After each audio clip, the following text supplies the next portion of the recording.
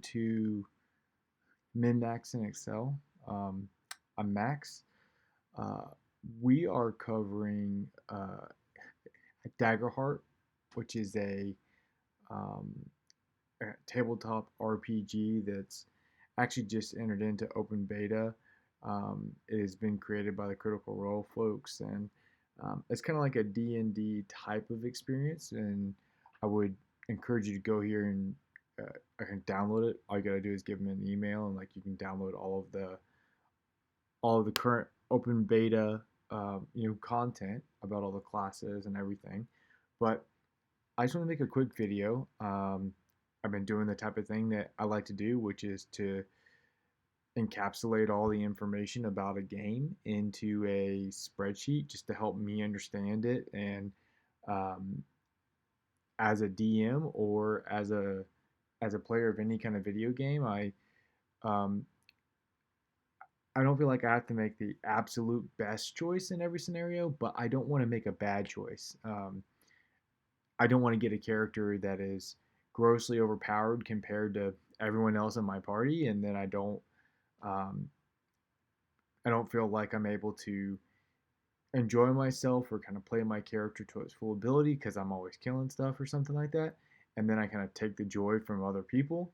But also, I don't want to go make a choice that grossly underpowers my character, and then I feel hobbled all the time. And I also don't want that to happen to anybody else. And so, uh, in short, I have created um, a high level calculator here where I kind of pick my class, and I'm just going to pick a rogue for now. And I'll pick the foundation of Handicap, which is kind of like your subclass.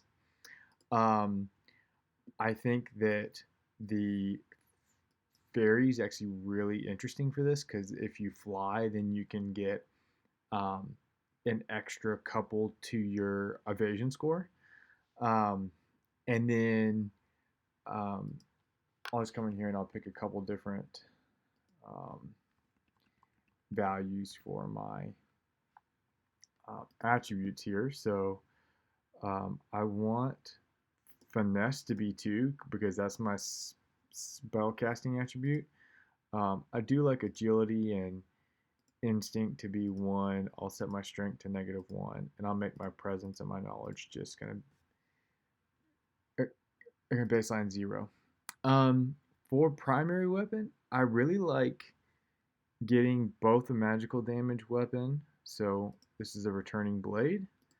And as you can see here, its type is magic, and it's also close range. It doesn't have to be um, directly in melee, and so like you get some extra um, range there. And then also for the offhand, I really like the dagger because it adds a +2 here. All right, so let me get rid of that and actually go back to like a shield, I guess. But um, the kind of primary damage bonus for the returning blade is already a +2. And so then if you add the dagger, it will add 2 to your main hand. I get that my armor is low. It's actually going to be even lower because if I go down to leather armor, I get a +1 to my, I think it's agility or evasion. Let's find out. It's evasion. And so I've I've kind of filled out all the kind of basic things for my character that I kind of need to do. And so then I can come over to the damage calculator, and like you'll see here that I can put in the monster challenge level. And so let's just move this to 15. Um, and all of this information is directly pulling from my first a tab. And so, my damage die on my returning blade is an 8. I have a +4 to my damage. My average damage per hit before I add this bonus damage is kind of 4.5. And so this is my chance to hit, and this includes my crit chance, which is an 8.3 repeating. And so now I can see my chance to hit, and I can also see my average damage for this challenge rating. I can change this back to 13, and like you can see this update as well. It's also helpful just to kind of see the grid of as the monster challenge level goes up, what my chance to hit is, but also what my average damage is with this character with this weapon.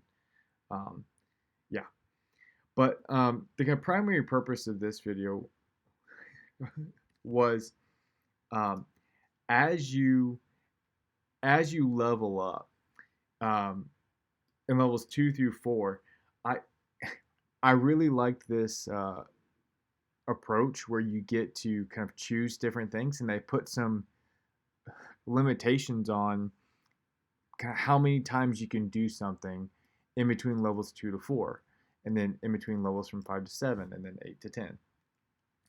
Um, it's a great approach because then you don't just put all of your levels into extra finesse, which could be overpowered, or um, into if I, if you ever played D&D 5e, a it's almost like you could get a feed every level, or like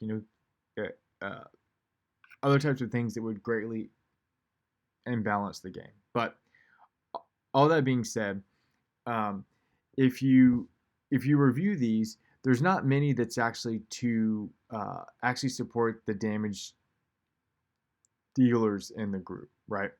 Um, this first one is to increase 2 unmarked character traits and to mark them. And so that would be like I would increase my finesse by 1, and I might increase my agility by 1, and then I would mark these, and so now I can't update them anymore until I get to level 5, right? Um, and that's kind of basically what this is communicating. Um, add 1 hit point slot that doesn't help with my damage. Add 1 stress slot that doesn't help with my damage. Increase my experiences by 1.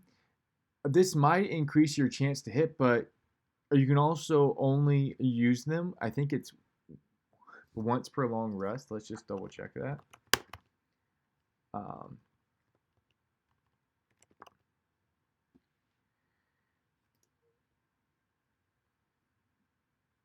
um,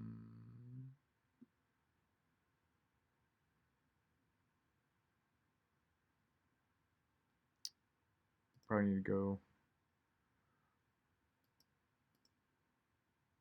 onwards.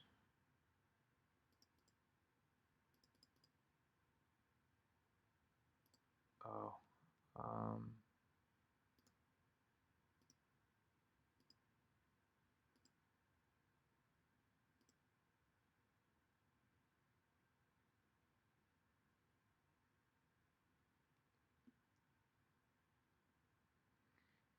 yeah.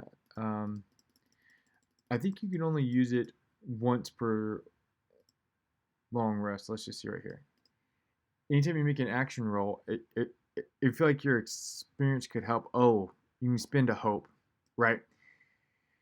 Um, yeah. To go back to this, I feel like experiences are a little underpowered because if you want to spend a hope, um, the best thing to do is actually to support a ally because they get to roll with advantage, which is anywhere from like a D, or it's to roll a D6, and so that means they get a +1 to a +6. Um, this would only be a +1 or a +2, and it's only to you, right? Um, and so it's like a guaranteed return, but it's also kind of only 30% as high as you could get if you took the dice roll. Um, and like even still, as a damage dealer, I'm not sure that would really help you. I'll come right back to this in 1 second. Add 1 armor slot or add 1 to your evasion that does not help you with your damage. Increase your major damage threshold by 2, or your minor damage threshold by 1. Neither one of those um, helps you with your damage either. That's just to help you with your survivability. And so, if you're a damage dealer, the only two things that you can really pick from that's helpful is the two unmarked traits, and to try to you're going to pick the trait that you used to attack with, or to increase your proficiency. And like, up here is your proficiency. To explain that more, the proficiency is actually the number of damage dice that you roll. And so I'm just going to pull that up in the documentation real quick.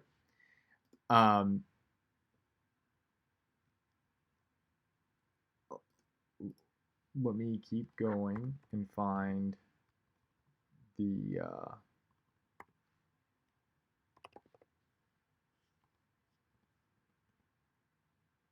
kind of damage calculation for it.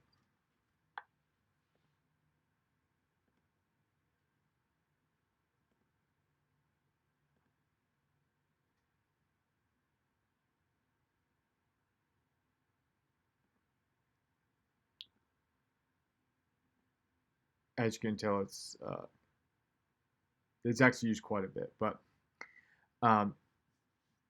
in the damage rolls, anytime you roll damage dice, and it tells you the type of die but not the number, or you always roll this equal to your proficiency.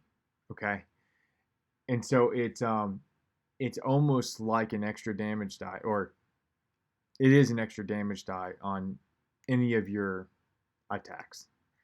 And so it just kind of felt like in my gut that this was grossly overpowered. Like when you turn level 2, if you're a damage dealer of any sort, you should always take this.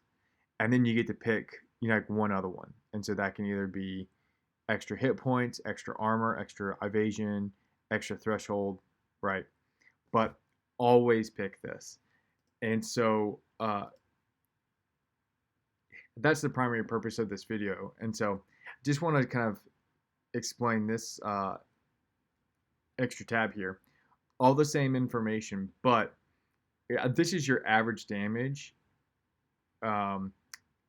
against the monster channel, against the monster challenge level, but it's your average damage if you had just the base average damage, which we have over here, right? In this blue, this base. And then I compare it against if you had a proficiency +1, if you had a hit chance +2, or a hit chance +1, right? And so let's just say that my finesse is a 2, and I get to add one more onto it. It would be this right here. It would be this hit chance +1. And then if I was able to add 2 to it, it'd be a hit chance +2, which I don't even think you can do. And then up here is your proficiency +1, right? It's a huge increase. And so this is the percent damage increase over your base damage. And also, again, charted against the monster challenge level. And as you can see here, if you get a +1 to your attribute, it doesn't really increase it by that much. Like you kind of max out just under 20%.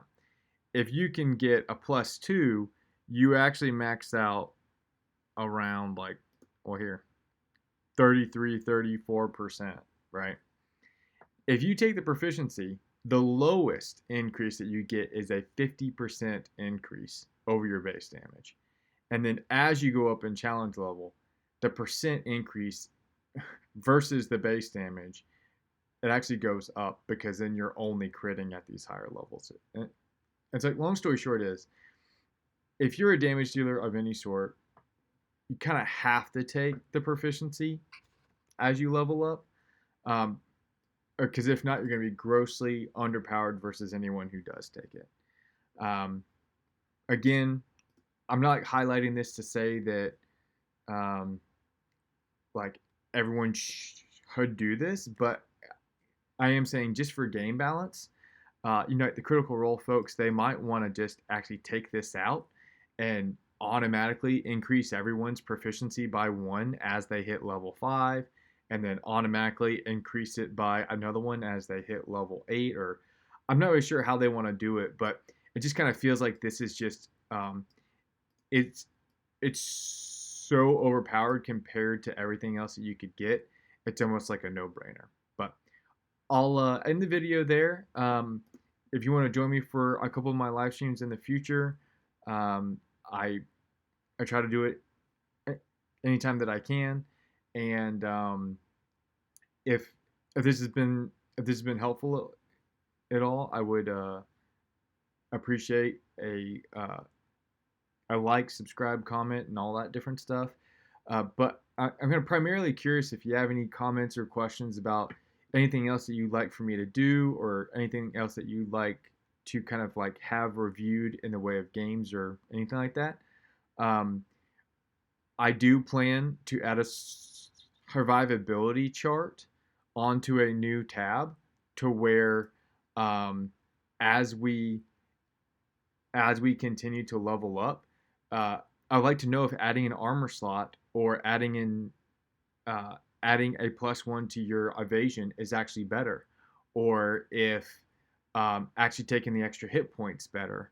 And all of that will depend, obviously, on your armor that you selected, your armor total, your kind of base evasion, all those different things. And so, um, I do plan to do a survivability calculator next, and then also a a kind of top end class build uh, for each one of the classes. If you're um, a rogue, a druid, a guardian, blah blah blah, what would be the best ancestry and community and armor and all those different things in order to maximize your DPS and your survivability. But I will end it there. Thank you for all for joining me, and I hope to catch you soon.